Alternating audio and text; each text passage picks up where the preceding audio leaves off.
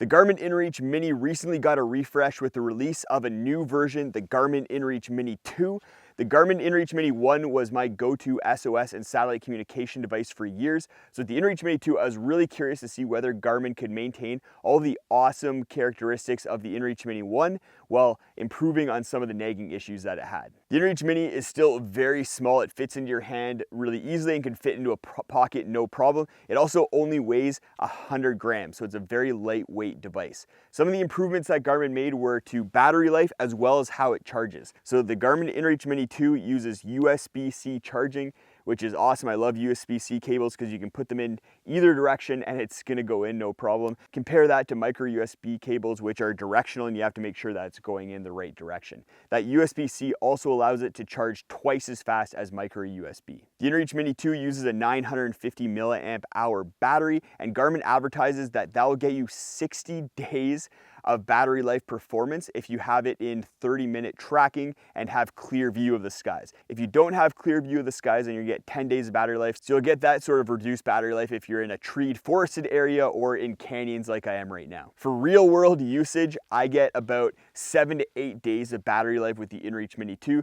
So that's with it being connected to my phone, sending messages now and then, checking weather, as well as not having the perfect conditions for being able to connect to satellites. The InReach Mini 2 uses the Iridium satellite network for all of its communication, so that's how you're going to connect in order to send an SOS message in order to get support, as well as for sending messages through the two-way communication system that it has. If you do press the SOS button that's on the side here, then you're going to get connected to the GEOS IERCC offices, and they're going to be able to connect you with local search and rescue for where you are, and you'll be able to communicate directly with local search and rescue so they can get to you and help you out of any bind that you're in. In addition to the Iridium network, for navigation and GPS, the InReach Mini 2 connects to 4 major satellite constellations: GPS, Beidou, QZSS, and Galileo. And while the InReach Mini 2 isn't a replacement for dedicated navigation devices, in my opinion, even my phone, I'll probably still use my phone as well as my watch for navigation, it does have pretty robust navigation capabilities.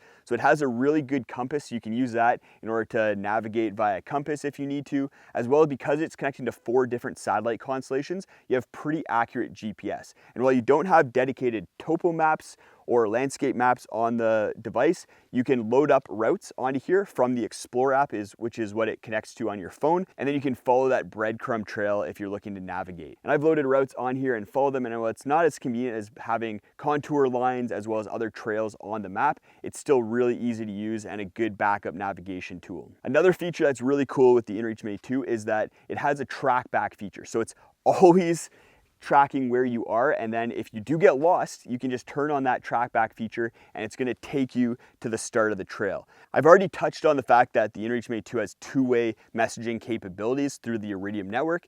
So what that means is that you can send a message from your InReach Mini device to any cell phone number or email address out there. And that's a great way to stay in touch with loved ones back home, check in with them, as well as coordinate. If you're heading out to a trailhead that doesn't have cell phone reception and your friends have an InReach Mini as well, then you can send messages to them. Even if they have another satellite communication device, then you can still send messages to that device from the InReach Mini. What's really nice about the Garmin InReaches is that they have 3 presets that are included with your messaging. So you only get certain amount of messaging based on the plan that you have, so you do need a subscription plan in order to use the device for messaging as well as SOS capabilities. And the cheapest plan only allows you to have 10 messages back and forth, which isn't a lot. But by setting the 3 presets to things like starting the day, random check-in, as well as finishing the day, I can cover off a lot of the messages that I'd be sending through the InReach. You can also use the InReach Mini 2 to check the weather forecast for your local area, and even the basic weather forecast includes hourly forecasts for